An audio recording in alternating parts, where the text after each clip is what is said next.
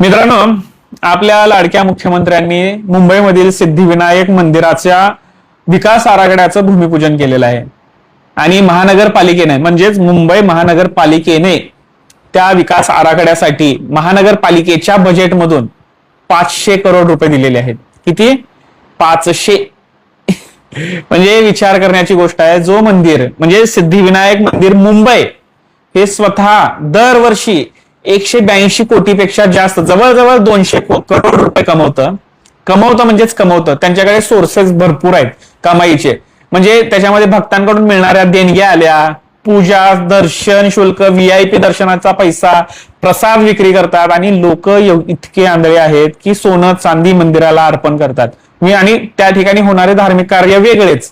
या सर्वांमधून जवळजवळ 200 करोड रुपये मंदिर समिती कमवते आणि आपल्या म्हणजे मुंबई महानगरपालिकेने 500 करोड रुपये त्या मंदिराला दिलेले आहेत.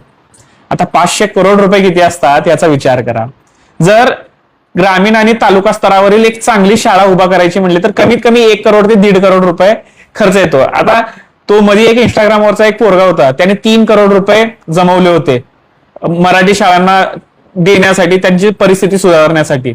आता त्याचे वर्ग असतील म्हणजे जे खोल्या आहेत, त्यानंतर कम्प्युटर लॅब आल्या, त्याच्यानंतर बाथरूम वगैरे सगळे पाण्याच्या सोयीनुसार जर करायला गेलं तर 1.5-2 करोड रुपये येत आहे असं त्याचा अंदाज होता. जर त्याच्या हिशोबाने जर गेलो तर कमीत कमी नाही म्हणलं तरी 100-150 तरी चांगल्या शाळा उभा राहू शकल्या असत्या का नाही.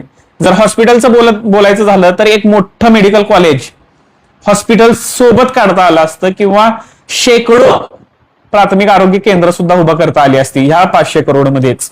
आणि तर जर हॉस्टेल जर बांधायचे असतील तर वेगवेगळ्या खूप सारे जे सरकारी कॉलेजेस आहेत त्यांचे हॉस्टेल्स नाही आहेत. आता नुकतंच नागपूरमधलं एक उदाहरण आहे. 500 विद्यार्थ्यांच्या OBC हॉस्टेलसाठी जवळजवळ 49 करोड रुपये खर्च आलाय, म्हणजे मंजूर केलंय त्यांनी. जर असे 10 मोठमोठे हॉस्टेल्स पुण्यामध्ये असतील, मुंबईमध्ये असतील उभे केले तर काय बिघडलं असतं? त्याच्यातून काय नुकसान झालं असतं? विद्यार्थ्यांचं भलं झालं असतं. आणि मंदिराला तुम्ही ते पैसे देताय म्हणजे विचार करण्याची गोष्ट आहे. आणि जर हाच पैसा विद्यार्थ्यांच्या इनोव्हेशनसाठी, त्यांना चालना देण्यासाठी, संशोधनासाठी प्रत्येक विद्यार्थ्याला 10,000 जरी दिलात ना, आपली पोरं काय करू शकत नाहीत. काय करू शकतील हे सांगता येत नाही. प्रत्येक विद्यार्थ्याला जरी 10,000 रुपये जरी दिलात तुम्ही तर 5 लाख विद्यार्थ्यांना ते पैसा मिळाला असता.